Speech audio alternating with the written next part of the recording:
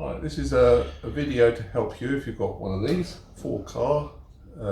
It's my son's car. We had a problem where it was the charge, he was losing the battery, it was dropping. So it turns out the alternator was faulty. We checked it and it wasn't charging the battery. So we went online and also looked in the manual, and I thought, oh, alternator, should be able to fix that without too much trouble. So this is to help you and for you to make a decision if you want to have a go yourselves. I couldn't find anything other than Mexico, and I found information, but it wasn't very clear. But I thought I'd have a go, and this is what happened. Right, safety first. You should always disconnect the battery. As you can see here, disconnected the negative terminal and placed the connection into a plastic bag. Try and keep it well insulated so you don't touch either the battery terminal or the chassis. And then you get on with it. You need to take off this bumper, which you need to pull back, and then you have to sort of grab it and then pull it towards you, and if you're lucky it won't break the clips. I broke one clip, I think, but not too bad. Following on from that, this is to get the light out, because to get to the alternator you need to get the light out of the car, and the bolt, one of the bolts is here. That's the first bolt, and then you need to undo the bolt on top of the light.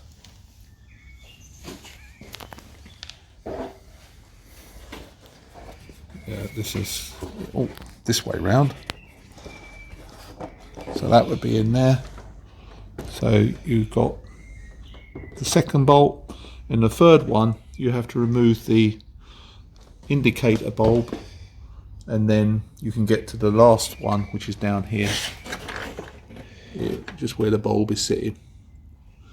Okay, so you can just carefully remove that. This is a 2006 Ford car. Now, because the engines are very different between this car, its overhead cam, so be careful. If it's a 2002 or before, it will be round the other way. The spark plug on this car around the back, spark plugs on the earlier car is around the front, so it's very different. So anyway, after removing the headlamp, turn the tensioner clockwise to remove the belt as shown. The next thing I did is remove 4 bolts, so as I could get, this is the steering pump, the power assisted steering pump, and that sits on top of the alternator. You can't get to the alternator until you remove the so you've got 4 bolts. One of them is very hard to remove, but once you've got that out of the way, then you can lift this out, and then underneath you can get to the 2 bolts which hold the the alternator. Now the alternator is fixed both at the back with 2 bolts, and then there's a 3rd bolt, which I don't know if you can see from this side, maybe from the top, but it's a 3rd bolt, and once you remove that, well, before you do that, you need to disconnect both the red, there's a connection for the charging circuit, that's really for the light on the dash, which you have to disconnect, and then round the back there's a red wire. This is the cable that comes from the battery, and that would normally be on a bolt. In fact, you can see it. Move the alternator's loose, and that would connect on there. So you take the nut off, and then you can remove that. So that's the alternator free, and you would have thought that would be enough. Unfortunately, even when you move this pump out the way, the alternator is impossible to get past the frame of the car and the bracket at the top. So what do we do next? Well, I had to get a mechanic, ask the mechanic, because I've got a feeling there's only one or two options.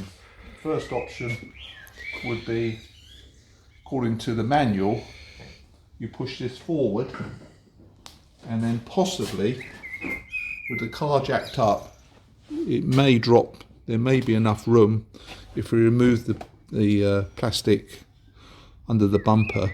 There may be enough room to clear it, but you need a car jacked up, which I'm not fancy doing.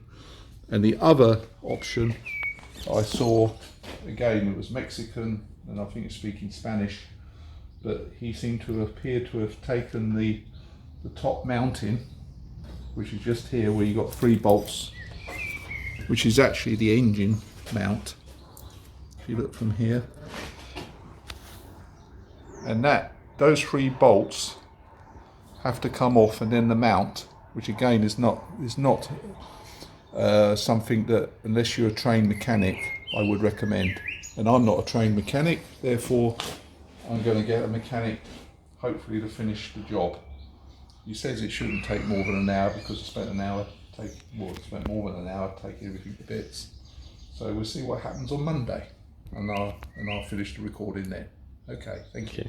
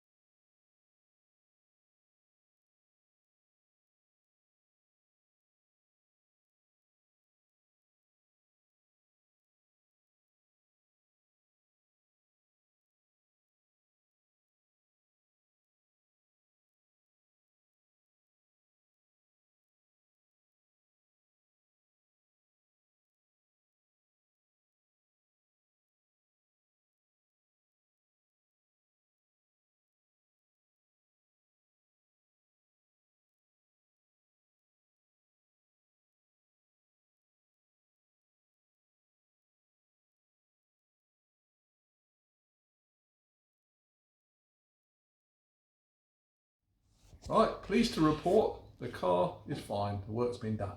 What we've found is that he's done exactly what we said. He's lifted the car from this side.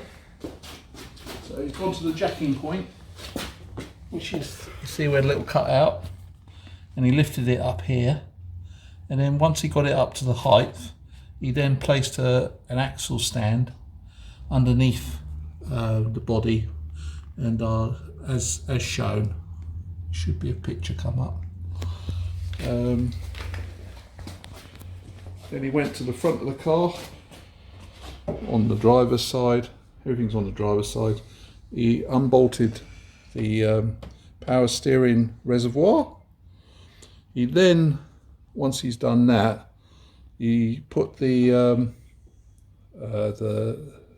trolley jack underneath the engine, and then he undid this bolt here and the other bolt just below the where there's a bolt down there, I don't know, a nut that actually is holding the engine on the left hand side as we look at it. And that bolt, those 2 bolts, he's undone, rather than the ones that we pointed out earlier where we had the 3 bolts. So by undoing those nuts, he then raised the car engine, I think 4, possibly 6 inches, and he had the engine come up only on this side, on the left hand side as we look at it.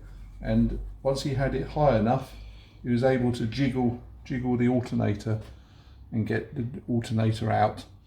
And then he just reversed procedures. He installed the new alternator and got it all the connections back and replaced all the bolts in the reverse order. and obviously the light. The only thing I will say is that you should check afterwards, because the indicator light bulb looked okay, but it was blown, or it was faulty, probably after all the knocking about. And so check all the lights, check all electrics, and then the car should be fine. All back together, and job done. But in conclusion, I would say not a job for the casual DIY or even slightly more experienced DIY. He had a big trolley jack. It was a 3-ton trolley jack. He knew where to put the axle support, so there was no risks. And at the end of the day, you know, he was a trained mechanic, so there you go, job done. And last thing you should always check is all the lights, everything. Oh, the only other thing, put the radio code back in, because the code, obviously, when the battery's been disconnected, that was the only thing. Everything else seems to be running fine without reprogramming. The car engine runs perfect. So there we go. I hope this is useful to you. I would recommend, in summary, that if you're going to have a go, follow all the steps, but unless you're very confident, I would ask a mechanic at least to do the last part, which is what we did. And he only charges 1 hour, so very pleased with that. Okay, thank you. Bye bye.